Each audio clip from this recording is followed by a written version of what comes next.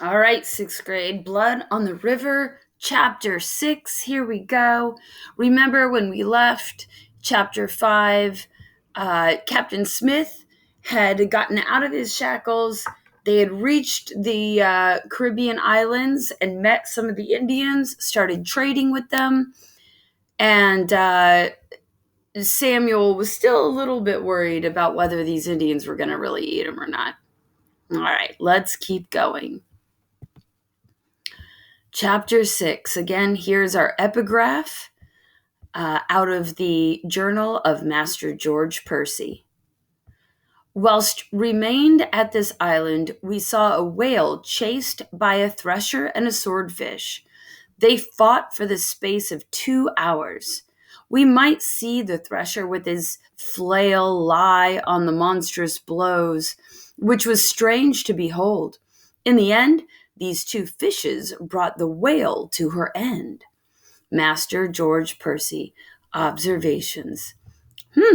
I wonder what the story about these fishes and the whale have to do with the chapter we're going to be reading today. Let's find out. These islands are strung together much like beads on a necklace. When we sail past one, in half a day we catch sight of another. I sneak up on deck so often my back is sore from being smacked with that oar. But the sky and water are so blue and everything is so new, I keep coming up anyway. It's hot. We boys and common men abandoned our shoes, stockings, doublets, and slops weeks ago. Now even the gentlemen go around with their white knobby knees peeking out from under their long shirt tails. We anchor near the island of Guadalupe, and Captain Newport takes several men ashore to explore. While the boats are anchored, we passengers are allowed up on deck, and so I stand at the railing to watch the longboats glide through the water clear as turquoise glass. A strong hand closes on my arm, and I startle. It's Captain Smith. Look, he says, pointing. A huge black form comes racing through the sea. Close behind it are two smaller forms. It's a type of whale, the biggest fish in the sea, Captain Smith says. Then he smiles strangely. It is being chased. The three fish disappear behind the Discovery and then reappear on the other side. What would chase a whale? I asked. Looks like a swordfish and a thresher shark, says Captain Smith. We will see who wins. The whale surfaces and spurts out a spray of air and water. In that moment, the thresher rears up its tail and lands a tremendous blow on the whale's snout. The whale is stunned. He tries to escape, but the swordfish swims in to cut him. Bright red blood swirls in the clear water. The thresher lands another hard blow and another. The whale becomes confused and swims in circles. The swordfish darts in and out, cutting and slicing. Soon the once blue water is murky with blood. As the whale slows, the thresher deals more slamming blows, and the swordfish cuts again and again. Finally, the whale rises to the surface, spurts a stream of spray one more time, and then rolls over belly skyward. Captain Smith has a satisfied look on his face, as if his regiment has just won a battle. You see how it is when you've left the confines of England, he asks. You might have been born the biggest fish in the sea, but the skill and perseverance of those two lower born can take you down and destroy you. Somehow I know he was talking about Master Wingfield, the biggest fish in the sea. I glance around to see who else has heard. I see Master Clovel glaring at us. I wonder how long Captain Smith will remain unshackled if he keeps talking this way about the gentleman. Land ho! I hear the familiar shout. It must be another island. But then I hear more. Is this where we'll drop anchor, Captain?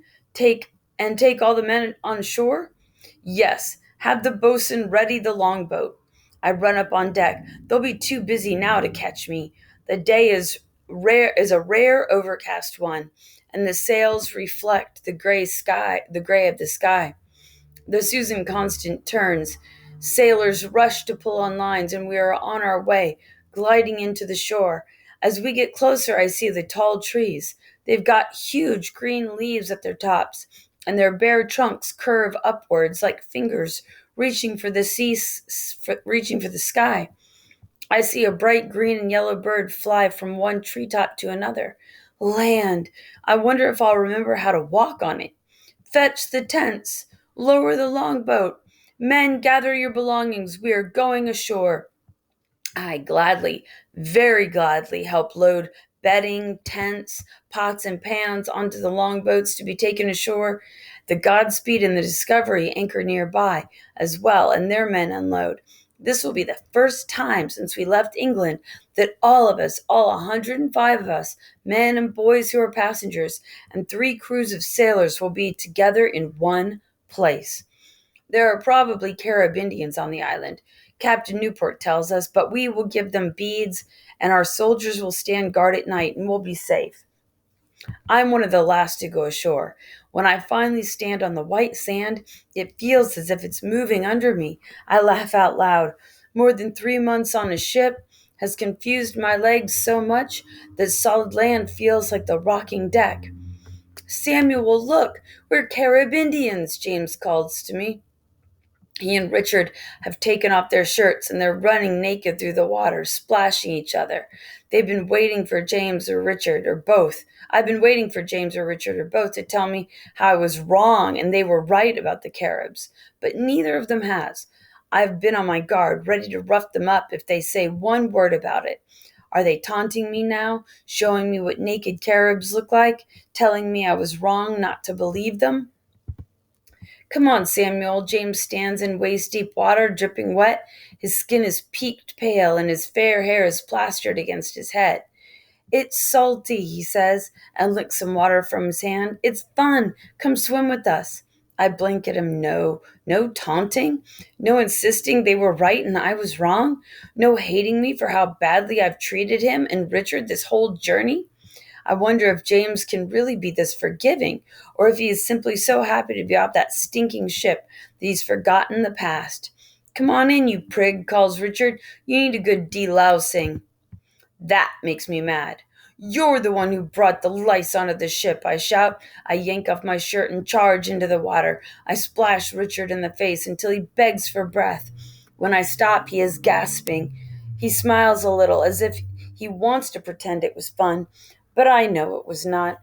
My eyes dare him to try and splash me back or insult me again. I know he will not. He doesn't want to lose another tooth. Stop, you two, James whines. Look at the fish. He tries his best to distract Richard and me from our quarrel. I feel tickling on my legs, and then I look down into the clear water. I see small blue and yellow fish nibbling on me. The water is warm, so much warmer than the Thames. I want to live here forever, says James. I'd never go back to my stepmom, ever. She would think I died, and that would make her happy. I want to stay here too, says Richard. I wouldn't be cold ever again. I shake my head. I still want to go to Virginia, I say. There's a sack of gold waiting there for me there, maybe 10 sacks. Reverend Hunt calls to us from the shore. Boys, come here, put your shirts on. The sun will burn your skin. I wish we didn't have to leave the water, but we do what Reverend Hunt says. Disobeying him would be like disobeying God.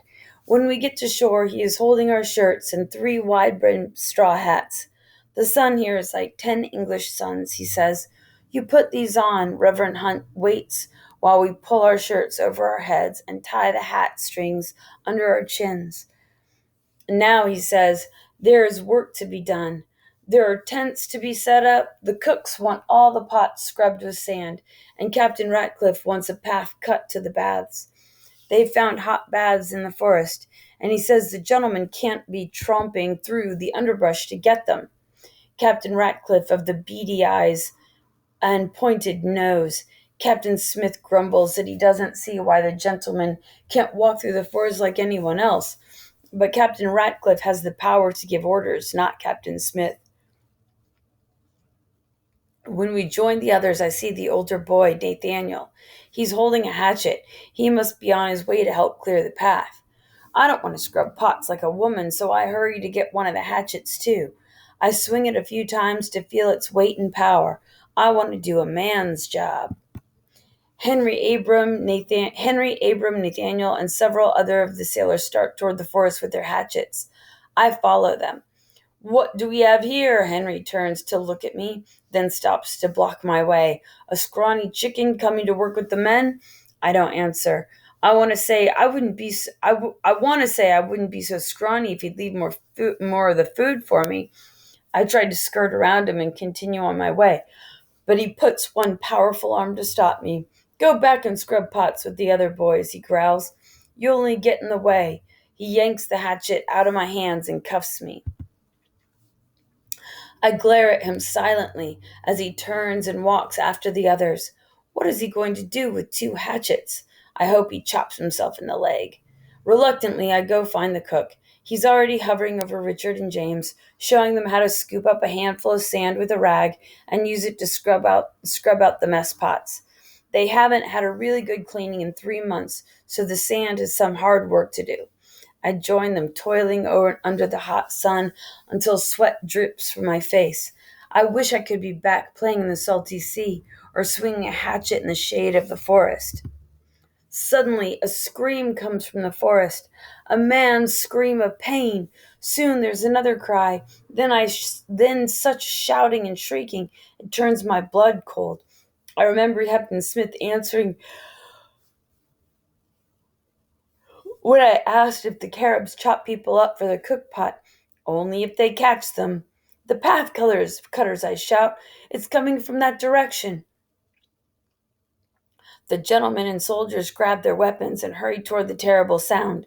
James and Richard huddle together behind the largest cook pot. I spot a sword and belt someone is left lying in the sand. Quickly, I try to fasten the belt around me. It's too big. I pull the sword out of its sheath, and with bare sword, I run toward the sound of the battle.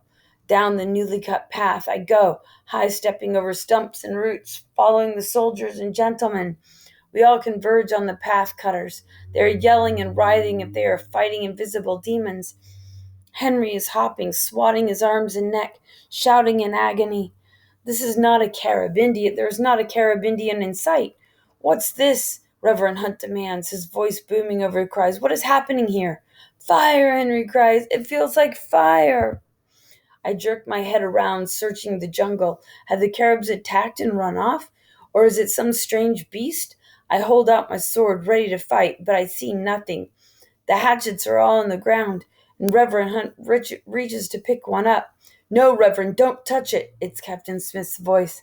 Angry red welts are rising on Henry's arms and neck and on Abram and the others too. To the baths, Captain Smith orders. That will give you some relief. They take off running, swatting themselves as they go. It's the macaneel tree, Captain Smith says when things have quieted down. The Caribs use it sap to poison their arrows, and it burns like fire. Our men must have chopped into it. I'm impressed with Captain Smith's knowledge as a soldier. He's already traveled the world and has learned so much. Tromping up the newly cut path at that moment is Captain Ratcliffe. His face is dripping with sweat. This all happened, Captain Smith says loudly, thanks to Captain Ratcliffe and his ridiculous idea of a gentleman's path. Captain Ratcliffe wipes his brow and scowls. It looks to me as if he would spit in Captain Smith's face if he weren't so overheated. The two men stare at each other, fuming. Let's go, everyone. Back to your work, Reverend Hunt says. With a wave of his hands, he gets the men moving. It somehow breaks the standoff between Captain Smith and Captain Ratcliffe. Captain Ratcliffe calls after the men. I want a new crew to cut the path. Just leave those blasted macaneel whatever trees alone. Captain Smith shakes his head and mumbles angrily under his breath. I walk back towards the stack of mess pots waiting to be scrubbed and carry the sword I borrowed. Captain Smith comes up behind me. That needs cleaning, he says. It startles me. I give him a sideways look. Then I understand he means the sword. The metal is tarnished and even rusting in some places. I will show you how to clean it, and when you return it, the owner will thank you, he says. On the beach, Captain Smith demonstrates to me how to clean the sword and rag and sand. He says, "This sand is fine enough to do the job. It's surprisingly similar to cleaning and polishing met spots." He orders me to do as he has shown me. I reach for the rag and then I stop. What if I do it wrong? Will he beat me? Make a fool of me? I lower my hand. It is better to remain unteachable. "If you will not obey me," Captain Smith says in a low, cold voice, "there are other crueler men you may serve instead." I clench my feet. I clench my teeth. Nothing to do but try. I reach slowly for the rag again, scoop up sand, press it against the sword blade, and give it a stroke. I forget to be careful.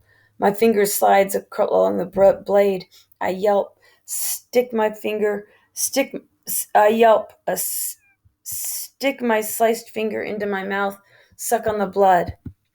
Captain Smith laughs. "Ah, I've cut my fingers many times learning to clean a sword. Let me see," he says. I hold up my finger. It is still bleeding, but the cut is not so deep that it will stop me from using my hand. Captain Smith rips a strip of rag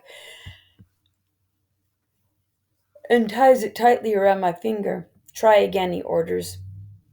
I look up at him. I did it wrong, and yet he did not beat me. I pick up the rag again. I'm careful of my fingers this time. I give a short stroke, and another, and another. Soon the rust and the tarnished spots have turned to shine. They gleam in the late afternoon sun. Captain Smith nods. He says, "Now return it to its owner before one of these lazy gentlemen call you a thief." I run off to find the belt and sheath. They are still lying in the sand.